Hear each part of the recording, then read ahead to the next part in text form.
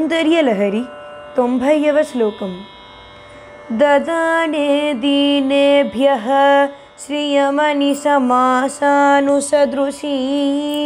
మమందం సౌందర్య ప్రకరమకరందం వికిరతి తవాస్మిన్ మందార స్తబక సుభగేయాతు చరణే నిమజ్జన్మజ్జీవః కరణ చరణ షట్చరణతాం.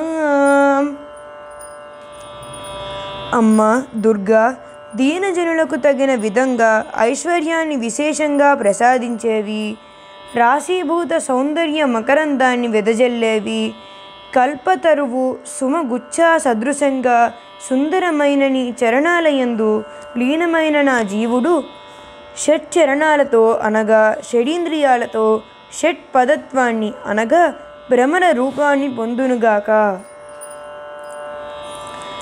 దదానే దీనేభ్యః శ్రియమణి సమాసానుసదృశీ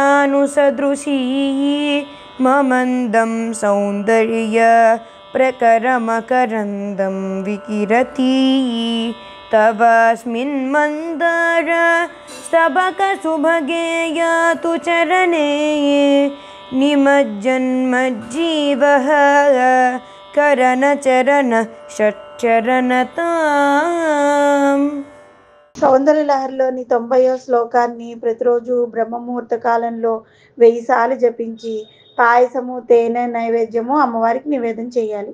ఈ విధంగా 45 రోజులు జప పూజలు చేసిన తర్వాత ఆఖరి రోజున యథాశక్తిగా భోజనం పెట్టి షాం క్షీయ హ్రీం అనే మంత్రాన్ని ఒక స్క్వేర్గా ఉన్న యంత్రంలో రాయించి దాన్ని మెడలో ధరిస్తే చిల్లంగి, చేతబడి ఇలాంటివి ఏమైనా మంత్ర ప్రయోగ బాధలు వీరి దగ్గరికి రావన్నమాట. అలాంటివి ఏమైనా ఉన్నా సరే అవి నశించిపోతాయి. అంటే ఈ శ్లోకం చదవడం వల్ల చిల్లంగి, చేతబడులు మొదలైనవి తగలకుండా ఉంటాయి. శ్రీమాత్రే నమః.